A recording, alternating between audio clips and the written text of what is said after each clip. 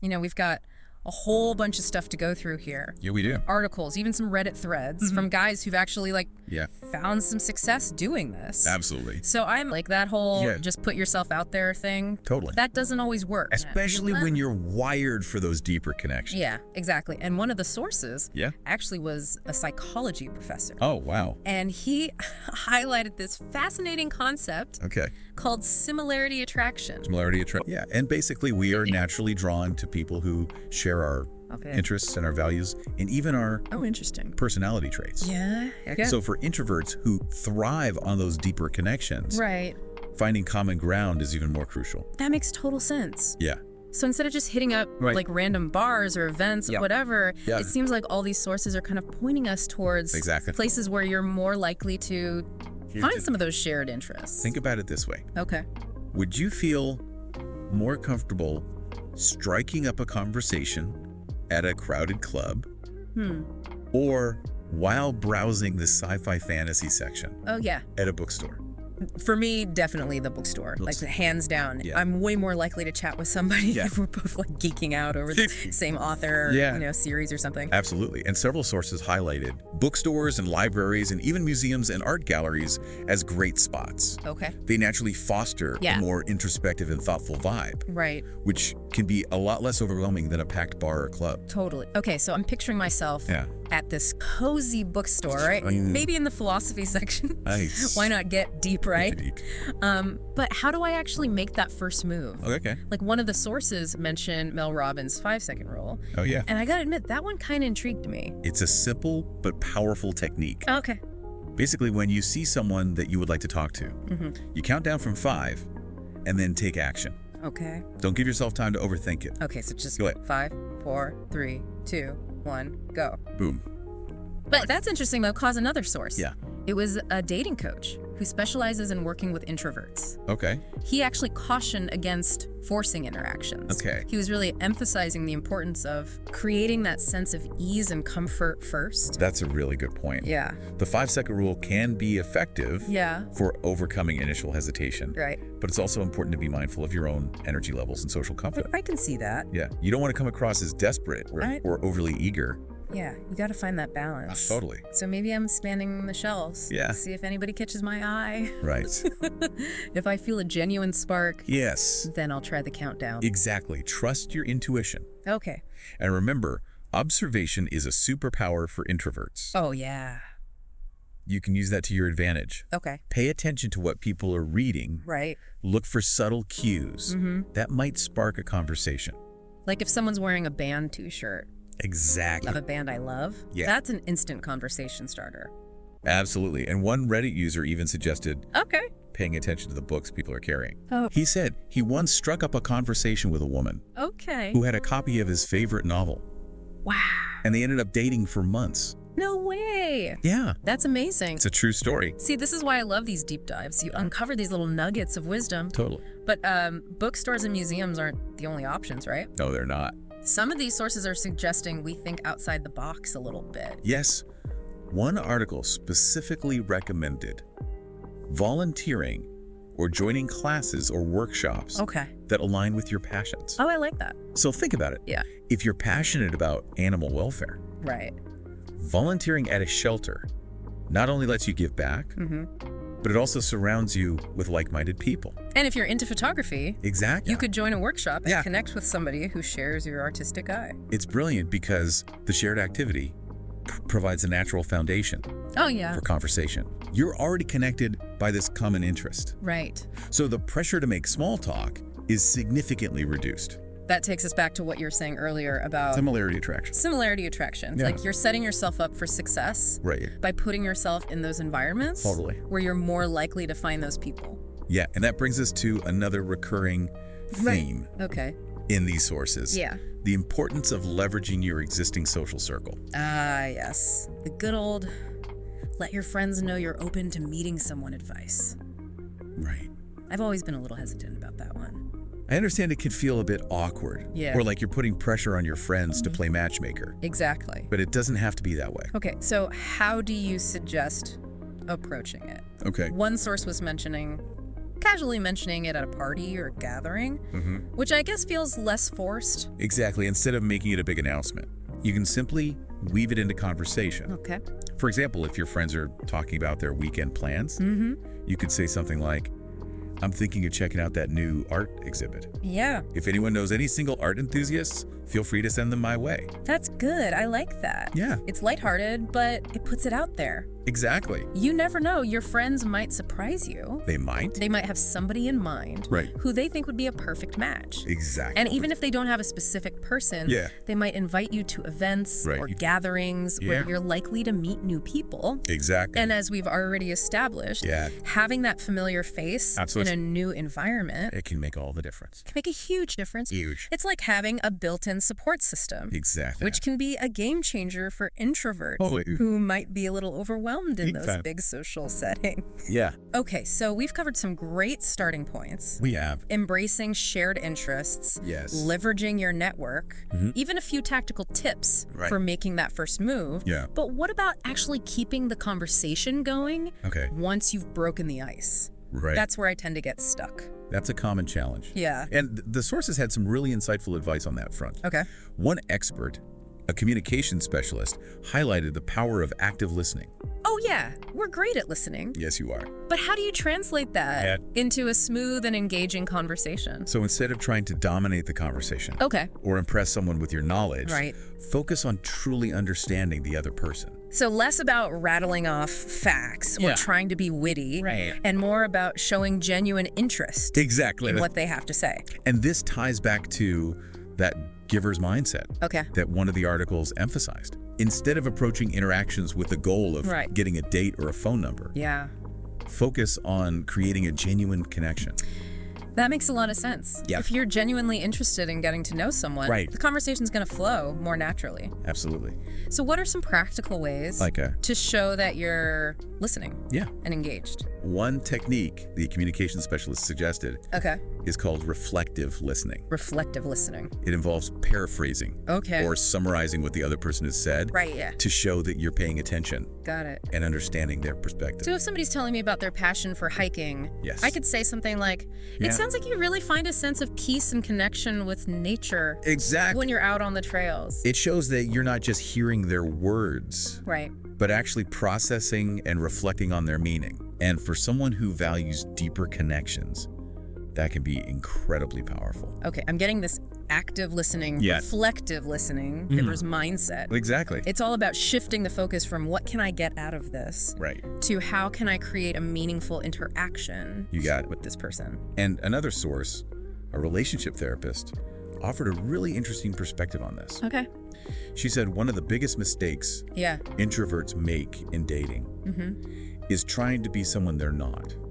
Oh, I've definitely been there. Yeah. Trying to force myself to be more outgoing or talkative than I naturally am. It's understandable we often feel this pressure to conform to certain social expectations, totally in the dating world. Yeah. But the truth is, authenticity is far more attractive than trying to fit into a mold. Right. That doesn't feel genuine. So embrace the introvert superpowers. Yes. One article even called it a secret weapon in dating. It's true. Introverts often bring qualities to the table that are highly valued in relationships. Like what? Like empathy. Okay. Deep thinking. The ability to form strong emotional bonds.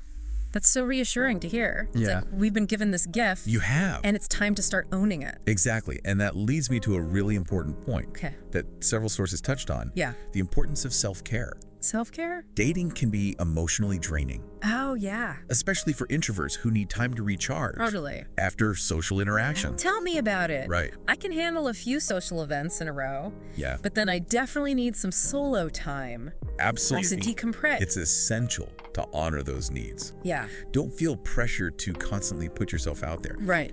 If it's leaving you feeling depleted, make sure you're carving out time for activities that replenish your energy and bring you joy. That's such a good reminder. Yeah. Sometimes I get so caught up in the whole dating game that I forget to prioritize. It's easy to fall into that trap. Yeah. But remember, you're at your best when you're feeling balanced and energized. That makes sense. And that makes you more attractive to others. Okay, so we've talked about the importance of shared interests, Yes. leveraging our network, being authentic, Yes. practicing active listening, Right. and even prioritizing self-care. Exactly. Is there anything else we should be keeping in mind as we navigate? Yes, there were a few specific tips that stood out Okay, lay them on me. as being particularly helpful for introverts. I'm ready. Okay, one tip that came up repeatedly was to focus on quality over quantity. Meaning?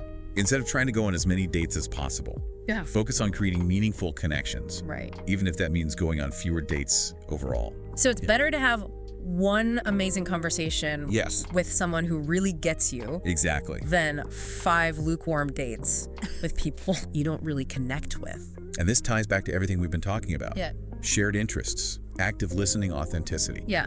When you focus on those qualities, you're more likely to attract people who are compatible with you. Okay, I'm on board with that. Good. Quality over quantity. What else? Another tip that several sources highlighted Yeah. was to be mindful of your body language. Oh, like smiling and making eye contact. Exactly. I know that's important, It is. but it can be a bit awkward. I hear you. But even if you're feeling a bit shy or nervous, Yeah. making an effort to project open and approachable body language Okay.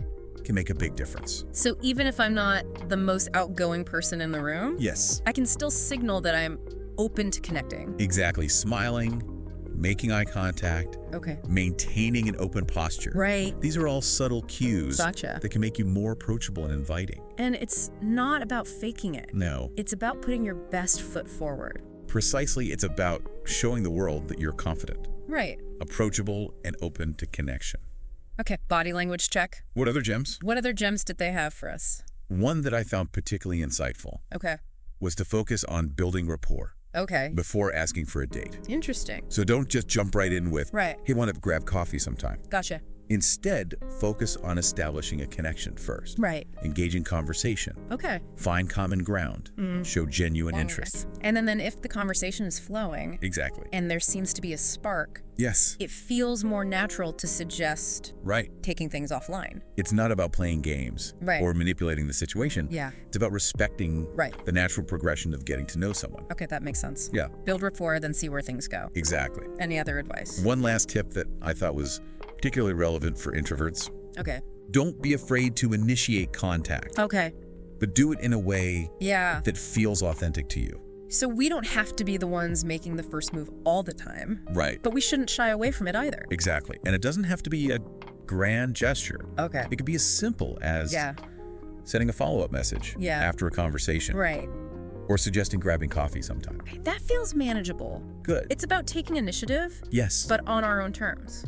precisely. Yeah. And that ties back to the overarching theme Oh. of this whole deep dive, embracing your introverted strengths Yeah. and using them to your advantage in the dating world. I love that. Yeah. It's not about trying to change who we are. Right. It's about owning our authentic selves Exactly. and letting those qualities shine. And when you do that, you attract people Yeah. who appreciate and value you Right. for who you truly are. That's a powerful message. It is. Yeah. It makes sense. You know, instead of trying to force a connection, you're letting it unfold organically. But I'm curious, did any of the sources talk about like Yeah. the fear of rejection? Oh, yeah. Because that's a big one for me. Oh, yeah. And I know a lot of introverts struggle with that. Yeah, several sources touched on that. Okay. One article written by a therapist specializing in social anxiety Okay. suggested reframing rejection as a learning experience. How so? Instead of viewing it as a personal failure, Right.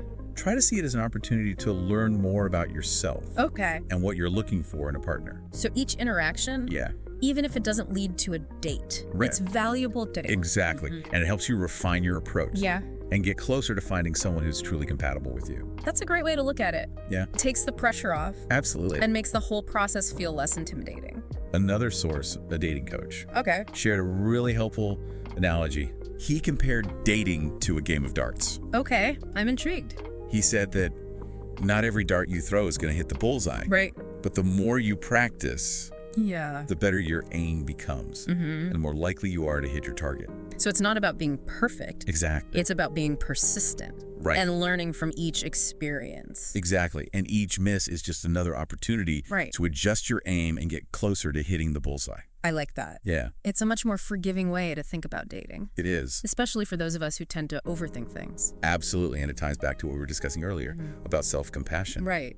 dating can be a roller coaster of emotions. Oh, yeah. And it's important to be kind to yourself throughout the process. That's so important. It is. We put so much pressure on ourselves. We do. To find the one. Yeah. That we forget to enjoy the journey. Right, and the truth is, the more relaxed and authentic you are, the more likely you are to attract someone who appreciates you. Okay. For who you truly are. That makes a lot of sense. Yeah. So if I'm feeling nervous or self-conscious, right, it's better to acknowledge those feelings than to try to suppress them. Exactly. And you might even find that sharing your vulnerability makes you more relatable and attractive. Interesting. It's like we've been conditioned to believe that confidence is all about projecting this image of flawlessness. Yeah. But maybe true confidence comes from embracing our imperfections. I think you're onto something. Yeah. Vulnerability can be incredibly powerful. Right. Especially in a world where everyone is trying so hard to present a perfect image. It's refreshing to hear that. It takes the pressure off. It does. Trying to be someone I'm not. Exactly. So to recap, we've talked about shared interests. Yes. Active listening, authenticity, self-care, body language, reframing rejection, and embracing vulnerability. It feels like we've covered a lot of ground. We have. And I think the common thread running through all of these points is the importance of being true to yourself. Absolutely. Yeah. It's not about trying to become someone you're not. Right. It's about using your introverted strengths to create genuine connections. And those connections can lead to incredible relationships. Yeah. Both romantic and platonic. That's a great point. This advice isn't just limited to dating. No, it's not. It's about forming meaningful connections in all areas of our lives. Exactly. And that brings me to a final thought-provoking question. Okay, well, I'm all ears. For our listener. Okay. If you could design your ideal first date, what would it look like? Right. Where would you go? Yeah. What would you do? Yeah. And most importantly, how would it make you feel? Ooh, that's a good one. Yeah. It encourages our listener to not just think about the logistics of dating, but also to consider the emotional experience they're hoping to create. Exactly. It's about envisioning a date that feels authentic and enjoyable. A date that allows you to shine as your true introverted self. I love it, and I have a feeling our listeners can have some brilliant ideas. I agree. So let's turn it over to our listener. What's your ideal first date? That's a great way to look at it. Yeah. It's not just about finding a date. It's about crafting that experience. Exactly. That feels good and genuine. And, maybe by picturing that ideal date, you'll stumble upon some unexpected ideas for places to meet people or ways to connect. Absolutely. It's all about tapping into your own desires, your own preferences, and using that knowledge to guide your actions.